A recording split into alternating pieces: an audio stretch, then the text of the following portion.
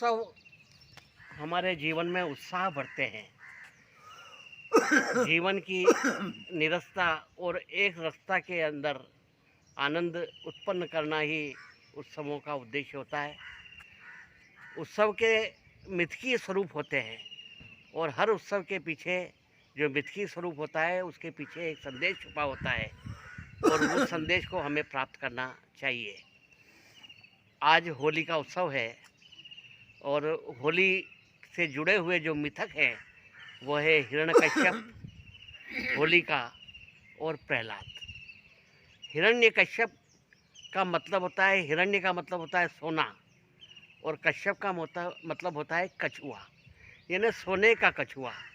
कछुआ जिस तरह से धीमे चाल से चलता है उसी तरह से सोना यानी संपत्ति, धन, वैभव, ऐश्वर्य ये भी हमारे जीवन में धीरे धीरे प्रवेश करते जाते हैं।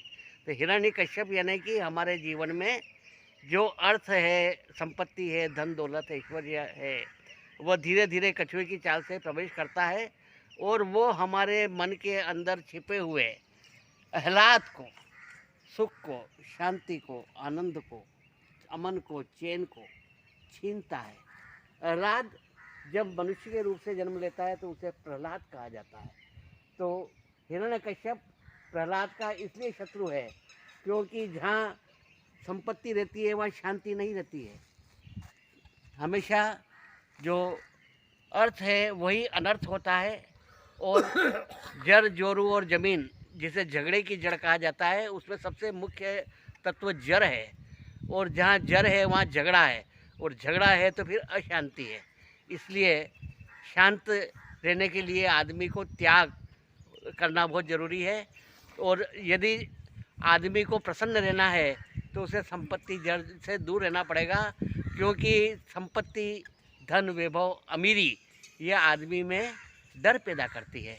हर आदमी को ये डर रहता है कहीं मैं फ़कीर नहीं हो जाऊँ, परंतु फ़कीर को कोई डर नहीं रहता। एक फ़कीर बैलगाड़ी में जा रहा था सब परिवार और एक टोकरी उसकी बैलगाड़ी से नीचे गिर गई। तो किसी ने कहा अरे भाई तुम्हारी ये बैलगाड़ी से टोकरी नीचे गिर गई। तो उसने कहा गिरने दो, फ़कीर के क्या फ़कीर होंगे। तो फ़कीर को तो कोई अमीर को डर होता है कहीं मैं फ़कीर नहीं हो जाऊँ, पर फ़कीर को कभी डर नहीं होता। तीन टूक कोपीन के और भाजी बिन नौन, रघुवर जाके उर बसे तो इंद्र बापुरो कौन। जो आदमी इतने त्याग में जीवन को जीता है उसके सामने इंद्र का ऐश्वर्य भी कहीं नहीं लगता है। अभावों में आभा न उतरी है चेहरे की, जरूरतों को मारकर जमीर को जिलाया है। भूख की भनक ना लगे किसी को भी इसलिए फाके में हरदम ये फ़कीर मुस्कुराया है। तो जो मुस्कुराहट आती है वो फ़कीरी में आती है। अमीर आदमी तो हमेशा तनावग्रस्त रहता है, फ़कीर गरीब हमेशा सुखी रहता है और अमीर हमेशा दुखी रहता है। इसलिए ये हिरण्यकश्यप हमारे जीवन के अंदर प्रवेश न करें। और हिरण्यकश्यप की बहन होती है होली। होली कहते हैं तृष्णा को, जो उसकी आग और ज़्यादा जितना उसमें डालो लकड़ी उतनी ज़्यादा भभकती है।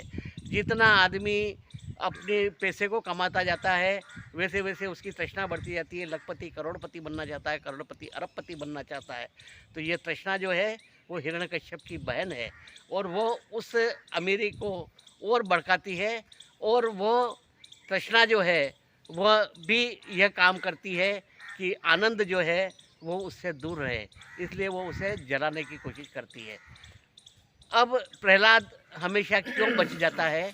इसलिए बच जाता है कि वह हमेशा इस ऐश्वर्य से, धन से, दौलत से, संपत्ति से, राज भोग से हमेशा दूर रहता है और त्याग, तपस्या और प्रभु भक्ति, उपासना, साधना इन सभी को वो अपनाता है। इसलिए प्रहलाद के ऊपर मतलब इसका कोई असर नहीं होता है और हमेशा वो बच जाता है।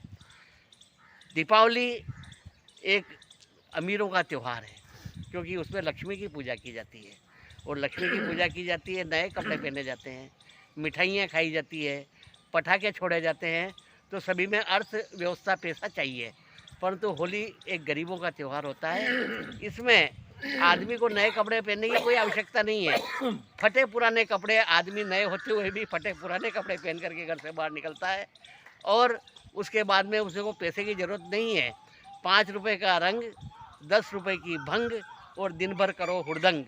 क्यों कि दीपावली पे लक्ष्मी की पूजा की जाती है, परंतु होली पे जिसकी पूजा की जाती है वो मानवता की पूजा की जाती है, इंसानियत की पूजा की जाती है, चाहत की पूजा की जाती है और प्रेम की पूजा की जाती है। इस हमेशा गरीबों का त्यौहार है, इसे आनंद और उत्साह से मनाएं, सामाजिक सरलता सबको उसमें फैलाएं।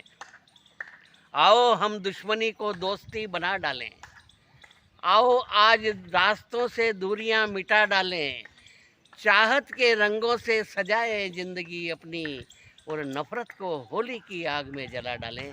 आप सभी को अनंत होली की शुभकामनाएं। धन्यवाद।